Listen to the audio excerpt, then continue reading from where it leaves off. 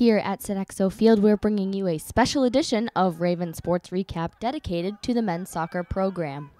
Last week, the team grabbed the Northeast 10 Conference Championship title for the second straight season when they defeated Southern New Hampshire University by a score of 1-0. Paul Latif and Nick Shibley were able to combine for the team's lone goal, which came in the 53rd minute of play when the two stripped the ball off of a Penman defender. That sent Latif down the center of the field on a near breakaway, ending with the ball in the bottom left corner of the net. Latif, who comes all the way from Newcastle, England, was interviewed after the game and dedicated the goal to his sister, who had battled through injuries during her own season. He also explained that it was his defensive line that played, quote, unbelievable and won the game for the Ravens. The Ravens will look to pick up their first win of the 2011 NCAA tournament after being awarded a bye in the opening round. They play host to the number 5 seed St. Thomas Aquinas, who picked up their first ever postseason victory for the program. They defeated New York Institute of Technology by a score of 4-1 here at Sodexo Field on Friday night. We'll keep you updated with all of the action throughout the game as this number 2 nationally ranked team continues their postseason run. Pride, passion, success. This is Franklin Pierce Athletics. Within the first 5 minutes of play, the Ravens had already set the tone for the remainder of the match. At 3:44, St. Thomas gave up a foolish penalty outside of their 18-yard box. Latif stepped up and froze Andrew Tartara with a hooking shot that ended in the bottom left corner of the net. From that point on, Franklin Pierce was able to completely dominate play. Their second corner kick proved an excellent scoring opportunity off the rocket headshot from center back Daniel Donaldson that landed just wide off the right post.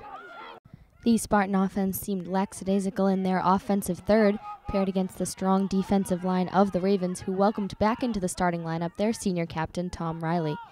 He would prove effective both offensively and defensively when he picked up his first assist of the season. He sent a very long ball into the box that Greg Jaguar was able to settle and fire one time to put Franklin Pierce up 2-0 before the half. I was able to catch up with one very happy fan during the break.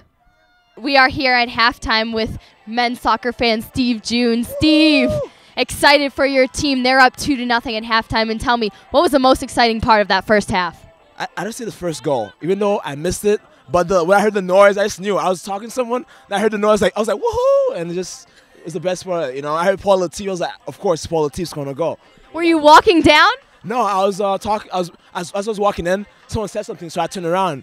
Then I heard, woohoo! I was like, wait, what just happened? Then I was jumping up and down. So he missed it, and that was his favorite part. Now, what do you like about being around postseason play? Now, this field is packed. They're lining the fences. The stadium's packed. What's your favorite part about that? I had the intensity. You know, you can feel it. You know, you see the guys in the cafeteria walking around. You know, you can feel that. You know, they want it, and you want it because they want it. You know what I mean? And this is wonderful. You know what I mean? Everyone's out here. You know, supporting the Raven team. This is beautiful. Like, all the fence is filled up.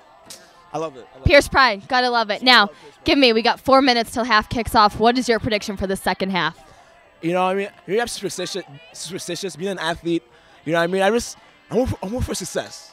Hoping for success. Right? Is it pride, passion, success? So that's what I'm hoping for. Pride, passion, success. This is Franklin Pierce Athletics. All right, so we're here getting ready to kick off second half. That was Steve June.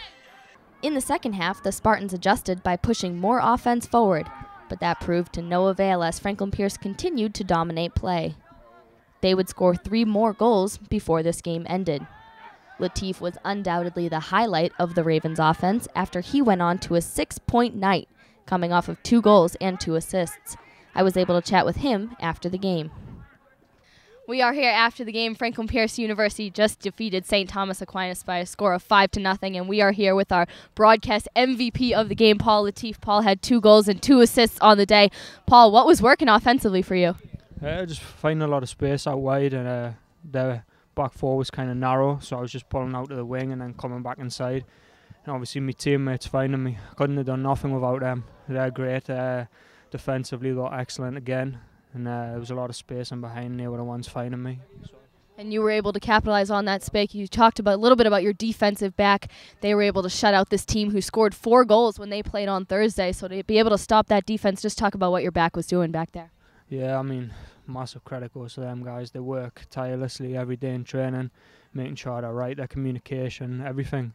I mean, you got Jefferson in there as well, who sits in front of them, and that's like such a big help for cleaning up things. And just a great credit to them guys. And they got the job done tonight. So looking forward, you pick up the victory tonight. You'll play next Saturday. You're either going to have Southern New Hampshire in a rematch of the Northeast 10 Conference game, or you'll face CW Post. Predictions for that? A team you'd rather see over the other? No, I don't like to make predictions, and either team we're going to have to beat the best if we want to accomplish our goals. So both of them teams are very strong. Both had great years, so we'll just sit tight and see who wins the game. All right, again, congratulations to Paul Latif and the rest of the Franklin Pierce team. Thank you. Joining in that offensive power was sophomore Gareth Dudney and junior Billy Holland, who also picked up goals during second half play. Holland came after Latif fooled 3 defenders and sent a prime pass across the end line. Here's what Holland had to say. We're here again after the game where we have Billy Holland now. Billy picked up his first goal of the season. Now, Billy, tell me what happened on that play. You got the ball from Latif. You were in the box. What happened? Paulie was just doing his thing. Kid was unreal today, and he just played a good ball in the box. I just happened to get on the end of it, but it was all from him. He was unreal today.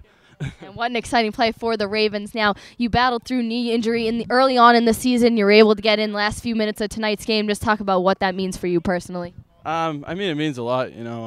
It's been a tough year coming back from surgery and stuff, but it's great to be a part of this, and moving forward, it's just it's an awesome feeling. I bet. So, didn't look like you faced surgery when you were on the field here tonight. Now, looking forward, we just talked with Paul. We said you're going to be playing next Saturday, either SNU or CW Post. What are you guys thinking for this next game? It's a tough game either way. They're obviously both good teams, but we just gotta play our game, stick to what's worked for us all year, and we should be fine.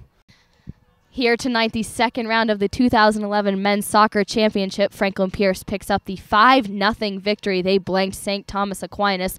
They're in the number 1 seed, and they will host next Saturday. They're either facing Southern New Hampshire University in a rematch of the Northeast 10 Championship or the number 3 seed CW Post. That game to be played tomorrow at 1 p.m. Franklin Pierce will have a week of training before they see this field again. For the Raven Sports Network, I'm Amanda Panaro.